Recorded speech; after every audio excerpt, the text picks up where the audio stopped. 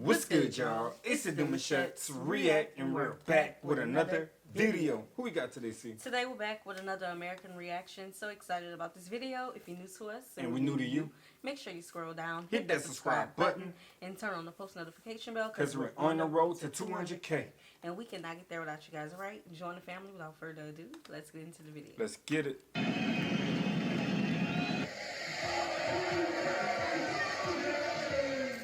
You think Madison Square Garden gets loud? Or maybe you felt the energy at TD Garden during a Celtics playoff run?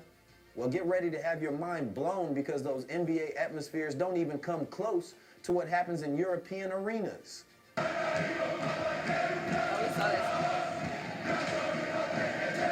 play no games in there. European basketball crowds didn't just appear out of nowhere. Look at that. They're the product of decades of cultural evolution that dates back to the 1960s.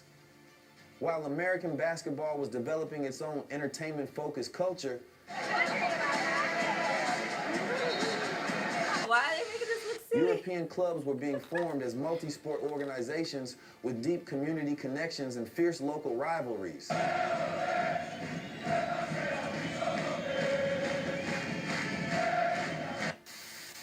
In this video, we're breaking down real stories of NBA superstars who were absolutely stunned by the insanity of European basketball crowds. I bet.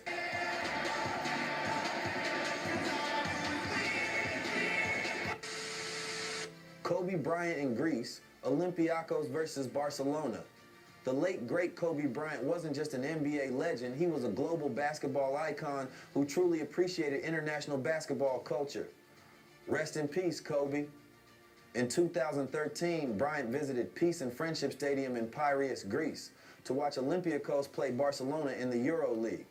The footage shows Kobe genuinely smiling and looking around in amazement as the Olympiacos Ultra section known as Gate 7 created an absolutely deafening atmosphere. First off, watch I play, they just played with so much enthusiasm, so much creativity, so much unselfishness and passion that it was very easy for me to follow them. And you know, they inspire me and inspire the way I play, and I've been a fan for a long time now. In his post-game interview with EuroLeague TV, Kobe said, "The passion is second to none. European fans bring an energy that's just different from what we experience in the NBA." He was particularly impressed by how the entire crowd stayed engaged for 40 minutes, not just during highlight plays. Oh, they watching everything. Bryant, who spent part of his childhood in Italy while his father played professionally there, added, "These fans have songs, coordinated chants. It's more like what you see in soccer, but it's for basketball. It's incredible." Team USA in Athens, 2004 Olympics. Before the I bet I would love to hear a basketball player's thoughts on the energy. Like, do it really helps them to stay focused, especially when we've seen that the ultras be kicking y'all off? Oh yeah, yeah. Like, how does it hyping you? Because I know, just coming from football culture, right? I know our football players love the songs and love the audience interactions, but I've never really seen that with our basketball at all. Like, we're just playing, having a fun time, eating nachos. Yeah, sitting in the seat waiting for an iconic moment to happen. It's like, you know, in Europe, they don't wait for a buzzer beater. They're going to support you throughout the entire game. Even during the halftime, when you're on the field, they want you to hear them in the locker rooms. You know what I'm saying? They want that energy to be felt. So that is a big difference. Yeah. That is. So if you're a basketball player, let us know. Facts. Dream Team in 2008, the 2004 Team USA featuring LeBron James, Dwayne Wade, and Carmelo Anthony got a brutal introduction to European basketball environments during the Athens Olympics. When Team USA faced host nation Greece at the Olympic Indoor Hall, the American superstars were visibly stunned by the coordinated noise. The arena looked like it was literally shaking. Seconds. Stay at home with Dirk Nowitzki. Don't let him screen and step back. It's Nowitzki launching it through. Dirk never missed, boy. Hey, that ball was nasty on the court. Cameras caught Tim Duncan exchanging glances as fans performed their famous Hellas, Hellas chant that echoed throughout the arena.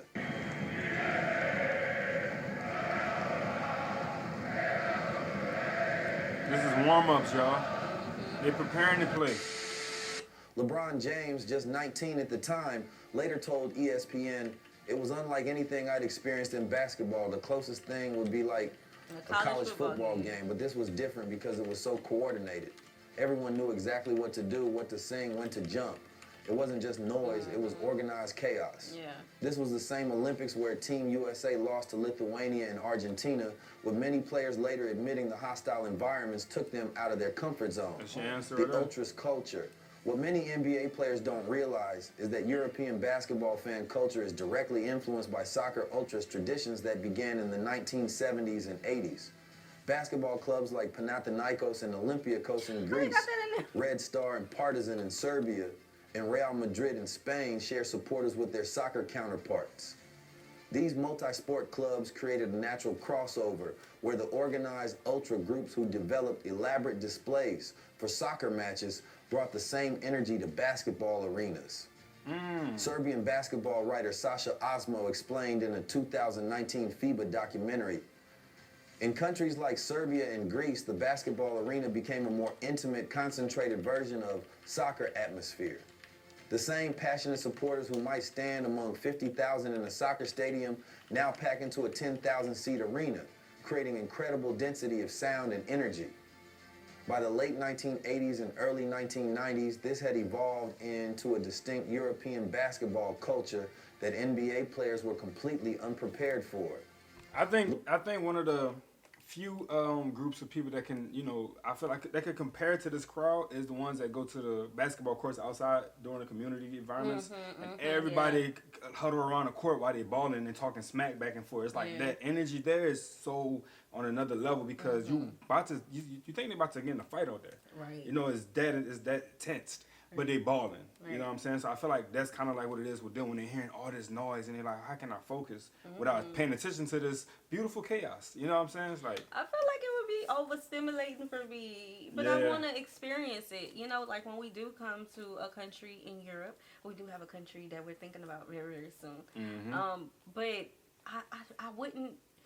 I don't know, because I don't want to be on the side where the things go down. They say they have a neutral side.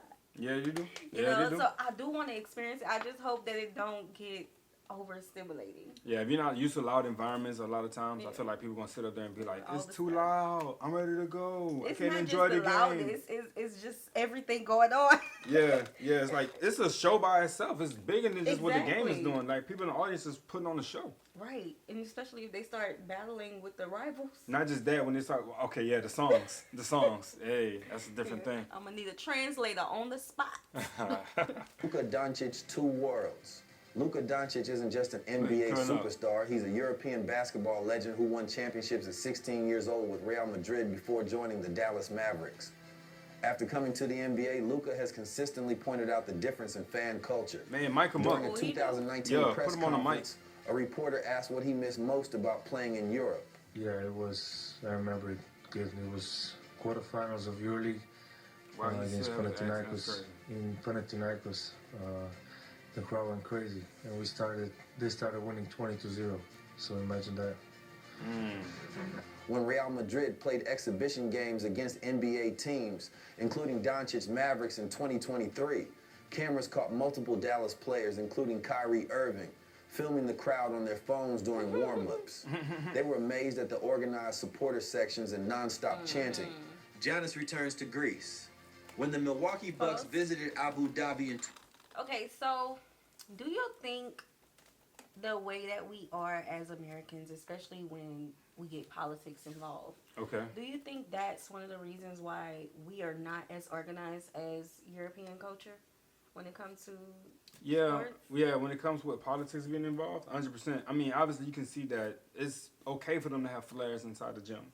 It's okay for them to have a chant coming up the street while people are probably like working or, whatever the time of the day it is. They're still outside being able to do what they want.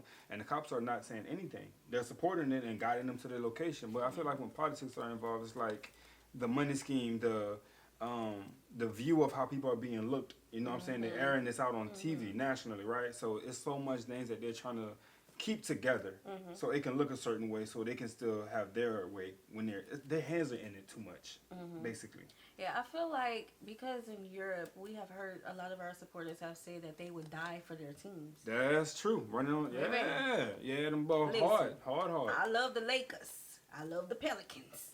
But I ain't dying for neither one of them. But that's the thing though. That's the allowance that they get whenever they get to support their team. There is no limit to it. Yeah. So this is why they have such a long year of culture that has to shake the gems whenever they get up in there together. But for us, it's like we get to go off what the music says. Yes, it's saying. If T-Pain say put your hands up, and it stays there, right, we gonna do that. You feel me? And that's just what it is. And you got your people in the big box. They watching everything with the big money, so that's how it be. 2022 for NBA preseason games. Greek fans traveled in massive numbers to support their national hero. The Greek freak actually stopped his warm-up routine to acknowledge the Greek supporters who had created a mini version of what he experienced growing up watching basketball in Athens. Regardless the negative basketball. The Nigerian. His story. Yeah, Detroit is great. Flying. He's flying. Bullying on the court. It feels like home, Giannis told NBA TV. These fans travel across the world and bring this energy. My teammates keep asking me, is this normal? And I tell them, this is actually calm compared to Athens. Drew Holiday, then playing for the Bucks, was captured on video, and that's nodding his head to the rhythm. Bro, and that's another thing. Like, when you experience something, it's hard to go back to a lower vibe of it. You know what I'm saying? Because the arena is shaking, and you go back to your town, and you playing on your court, and it's nowhere near that type of energy. So now you have learned to hype yourself up to match the energy, but that energy don't match to where you're going back to, because it's like they're not used to giving that amount of energy. Yeah, don't get bored now. Yeah, don't get bored shooting your rock all day, because you sometimes you just gotta be on hype man though. Gotta be on hype man. Greek chants. After the game, he told reporters, I played in a lot of arenas, but that was different. They're like a synchronized orchestra, but for basketball. The EuroLeague Final Four. The EuroLeague Final Four regularly attracts NBA players who come to witness the spectacle. In 2019, the Final Four in Vitoria-Gasteiz, Spain, had several NBA players in attendance, including Marc Gasol, Serge Ibaka, and Nikola Mirotic. These NBA veterans were absolutely blown away by the coordinated support from fans of CSKA Moscow, Fenerbahce, Real Madrid, and Anadolu Efes. Marc Gasol, who grew up in Spain before his NBA career, explained to newcomers like Ibaka, this is basketball in Europe. The fans are part of the game, they're not just watching it. In an interview with Daz, and Ibaka said, I played in loud arenas in the NBA, especially in Oklahoma City and Toronto, but this is different. These fans are like part of the team. They have specific songs for specific moments in the game. It's impressive. Yeah. What actually makes European crowds so different? Oh, they based on real observations from NBA players and coaches who have experienced both worlds. Here's what makes European basketball crowds unique. Organized supporter groups with leaders who coordinate chants. Continuous support regardless of the score, not just during exciting moments. Specific songs written for individual players in tactical situations. Cultural connection to soccer fan traditions. Standing sections where fans remain on their feet for the entire game. Drums, flags, and choreographed displays that require preparation. The key historical difference... I think one thing he did mention that I think is very important is community connectivity. After the game, everybody loves each other even more, because look what they all just came in to do together, which is so organized. So you got to be on the same page. First of all, you my homie, I'm your homie. We're gonna be on the same page, and we're gonna support this team together. So this is something we learning. You gonna learn it with me. Now we friends. So it just builds a better community for the society, really. Right. And that's what I was saying about, did you think politics had a play in why we are not organized as fans? You know? And I feel like it's because Americans, yes, we're all Americans, but we have such an individualized culture, society, like we're our own thing. This our family. Like, yes, we have different groups of people who are community-based. Like, we come from a background where we're community-based, but now we see the difference between when we were children and now. It changed. You know, it's different. So sitting in the stands with other fans, like 9 times out of 10, we may talk to each other when something is hyping in the game, but like throughout the game, like when we agree on something, right? But throughout the game, no. And oftentimes, I see fights in the stands. You know, so. In the United States, basketball arenas developed as entertainment venues with a focus on family-friendly experiences and corporate hospitality. Meanwhile, European basketball grew alongside working-class supporter culture. Journalist Igor Petrinovich, who covered European basketball for 25 years, explained in his book, Ultras, The Phenomenon of European Basketball, American basketball embraced entertainment. European basketball embraced identity. For supporters of Partizan Belgrade or Panathinaikos Athens, the club represents their neighborhood, their politics, their social class, and their city's pride. And that's your answer when you ask if politics is the reason why we are less communitively and connected when it comes to supporting the group compared to the Europeans. Because here it is, we're focused on entertainment. They're focused on culture. Yeah, but it also say their politics, their social class, and all of this. So this makes me think that all of the fans in this section believe all of the same things. That's what it makes me believe. I don't know if that's true, but yeah. This identity-based support emerged during political turmoil in countries like Yugoslavia, now Serbia, Croatia, etc., and Greece during the 1980s, when basketball arenas became spaces for expressing cultural identities during challenging times. When NBA Commissioner Adam Silver attended the 2018 EuroLeague Final Four in Belgrade, he publicly acknowledged there's an energy in these buildings that even our best NBA arenas can learn from. The continuous engagement of the fans here is something special. Shane Larkin's shock. Here's an amazing reverse example. Shane Larkin played for several NBA teams before joining Anadolu Efes in Turkey, where he became a EuroLeague MVP candidate. Larkin described the culture shock of experiencing Turkish basketball environments after playing in the NBA.